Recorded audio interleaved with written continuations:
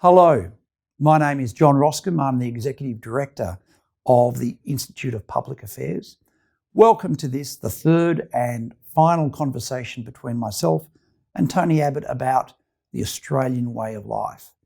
In this conversation, we examine some of the characteristics of that way of life, what makes Australia so special, and we talk about the future of that Australian way of life, how we extend the benefits and the opportunities for all Australians into the future. Tony Abbott, in this conversation, I'd like to talk to you about the Australian way of life. We've covered what's happening right now in the world and in politics. We've spoken about our history, the challenges Australia face. What I'd like to hone in on is the unique, special Australian way of life. What is it that makes Australia the best country in the world? I think Australians don't pigeonhole each other. I found when I was travelling overseas as a youngster, I was always absolutely ecstatic when I came across another Australian, because it didn't matter where that person came from, what job that person did, what school that person had gone to. There was, if you like, a solidarity between all of us fellow Australians, a relatability that all of us had. And it was quite different in England. Now, I'm an incorrigible Anglophile, as you'd expect, John, but people in England, in those days at least, and I suspect still to a great extent, they have a very strong sense of where they're placed, geographically, culturally, economically.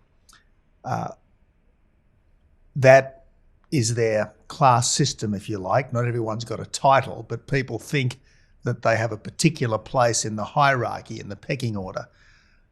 As an Australian, I went to Oxford and I was immediately classless because I wasn't part of that structure. And we don't have inhibiting structures in this country, or at least we didn't have inhibiting structures in this country. Jack's as good as his master was a phrase that I can remember hearing often as a youngster. The famous story about Artie Fadden and Bill Slim turning up in a country pub one day and having a beer, and Bill Slim heading off to the bathroom at one stage, and the guy they were drinking with saying to Sir Arthur Fadden, so who was that guy? And Fadden said, oh, that's Sir William Slim, the Governor-General of Australia. And the guy in the bar said, well, what do you know? What a great country Australia is. Here's Sir William Slim having a drink with two ordinary guys like us. Exactly. And that was to the Deputy Prime Minister. In the pre-TV, did they know who Fadden in the was? pre-TV era, in the pre-TV era, you could be someone who wasn't instantly recognised when you walked into a pub. Have we lost some of that? Look, I don't want to dwell on what we've lost, because so much of what's good we've kept. And look, I can walk down the street here in Melbourne. As we just did, we got a coffee and people said, hello, Tony, how are you? I walked down the street here this morning and one guy says to me, oh, good to see you. And I said, yeah, nice to be out and about. And we walked a couple of blocks together and we chatted about various things. I don't know that he was particularly a political supporter of mine, but we had a very interesting conversation about all sorts of things, what was going on in the world, what he thought of President Trump and so on. We're classless. What else do we have? What are some of our other strengths? Things like mateship and larrikinism are easy to scoff at. Are they stereotypes, or are they real? They're hard to define. But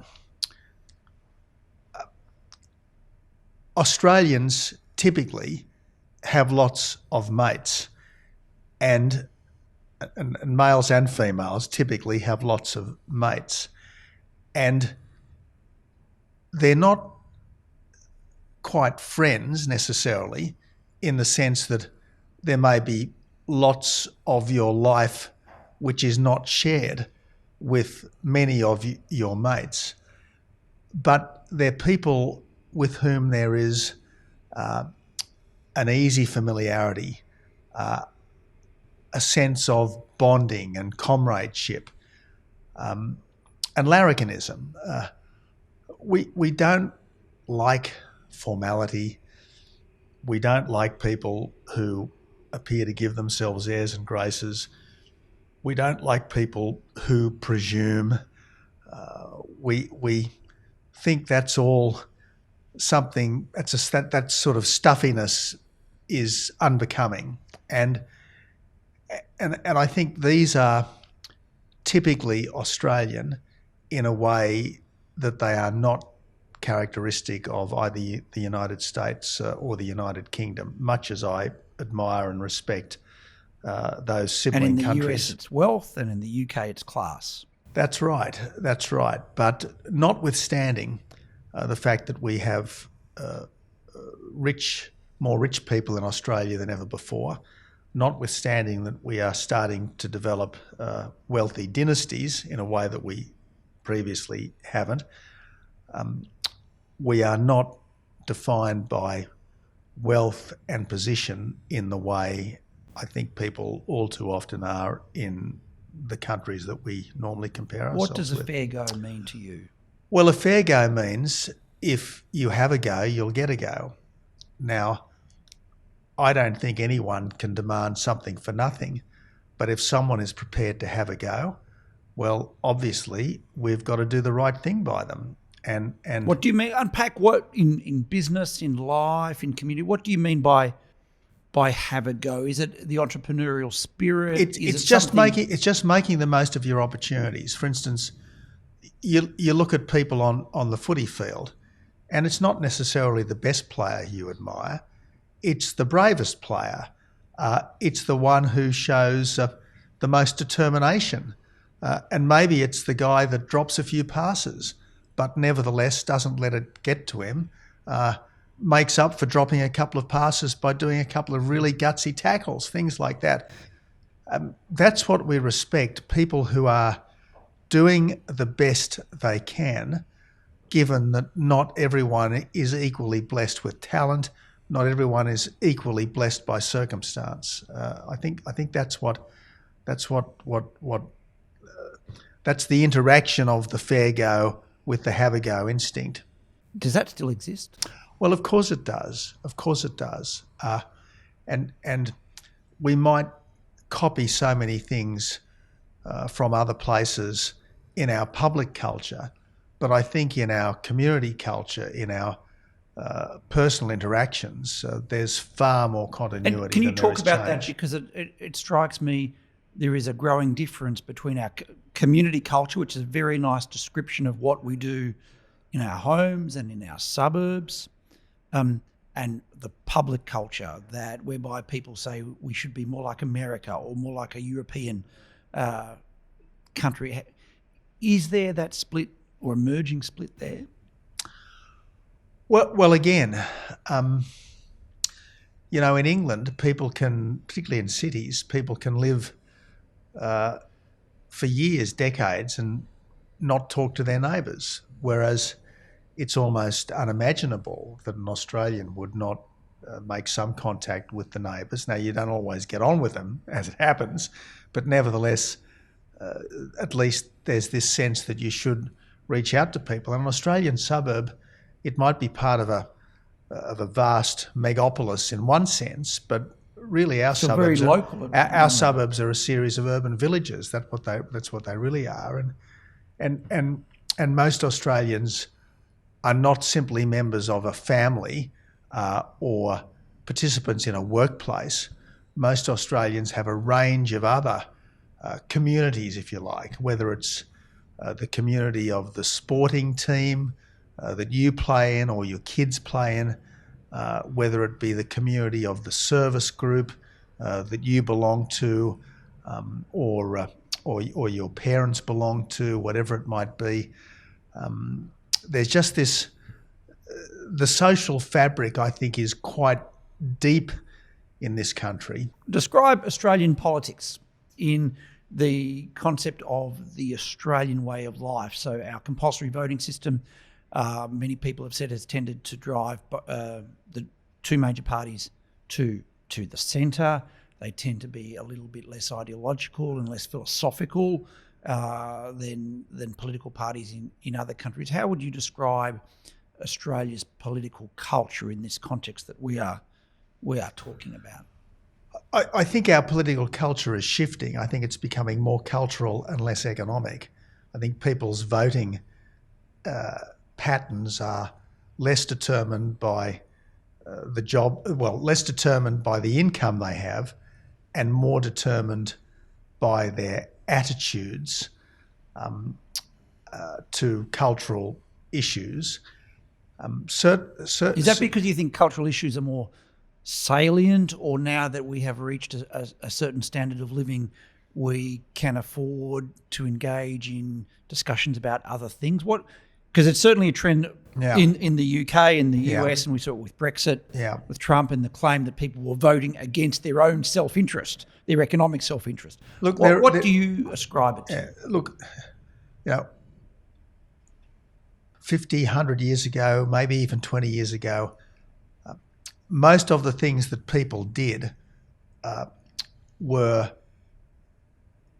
the result of the need to get practical things done, to drive a bus, to grow a crop, to build a house, to draft a contract, all that kind of stuff. But the things, there are more and more jobs that are created by human rules. There are more meaningless jobs as opposed to the necessities of life. And I was talking to someone the other day about the difficulties getting a mine approval, and the problem with this particular mine is that it had been operating and then there were some safety issues and it stopped operating. And to get it reoperating, you need subsidence reports, you need water table reports, you need threatened species reports. And not only does the proponent have to get consultants' reports on all these subjects, but then the approving authority needs to get consultants' reports on all these subjects. And so you've got vast cohorts of people who aren't doing anything that is obviously necessary, but they're servicing a system which has become gargantuan. It's gone beyond what you'd think is needed for decency and for common sense. And the people that... And it's self-perpetuating. And the people who work in this vast superstructure, this vast imposed superstructure, sort of servicing the bureaucracy one way or another, they tend to be of the left, whereas the more practical people who just want to get stuff done tend to be of the right. What's the Australian way of life at the moment? And what will be the Australian way of life in 20 years' time? Well, John Howard got into a lot of trouble for talking about wanting us to be relaxed and comfortable, but I think that is an important element of the Australian way of life. Why do you think he did? I found the statement unobjectionable from a libertarian or liberal or conservative point of view. The idea that from a politician, that their first reaction is not that the government should be telling you what to do or how to live your life, but you should be able to do that with your family outside of the state, I found refreshing and welcome. But that still resonates. People are still attacking John Howard for what I thought was a reasonable statement from a conservative politician. I think what John was probably driving at was that he wanted us to be comfortable in our own skins as individuals and as a people. And as a nation. That's right. And you'll remember that a characteristic of the Keating government was this kind of self-castigation. He didn't like our constitutional arrangements. He didn't like what he thought was the provincialism of Australia. You remember he attacked Howard in Parliament, said he was living in the museum of the 50s with the Qualcast mower and the Morphy Richards toaster and stuff like that. Keating was always whipping us for our alleged social sins, whereas Is there Howard... anything about Australia that Paul Keating liked? That's a very good question. I think this was one of the reasons why Bob Hawke and Paul Keating didn't always see eye to eye, because Hawke was more like Howard in that respect. He was comfortable with the Australian character, accepted that we were what we were and we are what we are. But look, as I said, we can always be better, but we are going to be much better at improving if we feel we are building on a strong and sure foundation. And I like to say to people, let's build on our strengths. Let's be as good as we can be. Let's take our best values and live lives which better reflect them. Not that we should be radically different from what we are, because what we are is essentially good. What should we be relaxed and comfortable about, and what should we not be relaxed and comfortable about? Well, if you Scott Morrison put it quite well, I think, in the last election. He said he wanted our country to be safe, our economy to be strong, and our people to be together. And I think that wasn't a bad encapsulation. And the problem is that our country is probably not quite as safe as it was, given the deteriorating strategic situation. Our economy is not as strong as it should be, given our reluctance to build baseload power, dams, etc. And our people are not as together as we should be, given the embarrassment about our history and our values. So look, we need to be very clear-eyed about who our friends are around the globe. Who are our friends? Which countries we are like-minded with. Who are our friends? Well, obviously, our friends are the Five Eyes, but countries like Japan, Singapore, India are countries that we are very, very like-minded with, and we should have the strongest possible bonds with. So we need to be much more clear-eyed about who our friends are around the globe. We need to be much more hard-headed about our own economic future, and frankly, we shouldn't let exaggerated and often trivial environmental concerns stop us from building the infrastructure that we need, building the dams we need, the baseload power that we need. And in terms of our national self-confidence, we have far more to be proud of than we have to regret or to apologise for. And sure, it is terrible that Aboriginal people are 10 times more likely to be in jail than non-Aboriginal people. It's terrible that an Aboriginal woman is something like 20 times more likely to be subject to domestic violence than a non-Aboriginal woman. These things are terrible, but bemoaning them on its own isn't going to help. What we need is an insistence that for every Australian, Aboriginal and non-Aboriginal, the kids have got to go to school, the adults have got to go to work, communities have got to be safe, and that means they've got to be policed. What can we do about this? Look, it's important that we speak up for ourselves, and that takes bravery. It does take bravery, but let's face it, all of us can and should be brave where we need to be. If we see someone about to step in front of a truck, we would tell them to stop, just because that's what a good person does in a situation like that. And if we see someone or hear someone saying something that we think is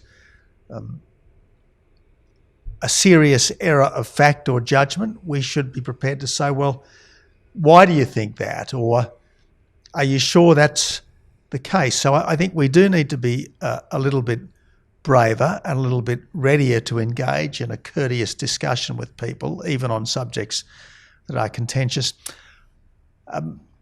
But all of us, I think, can play a part in the evolution of our society.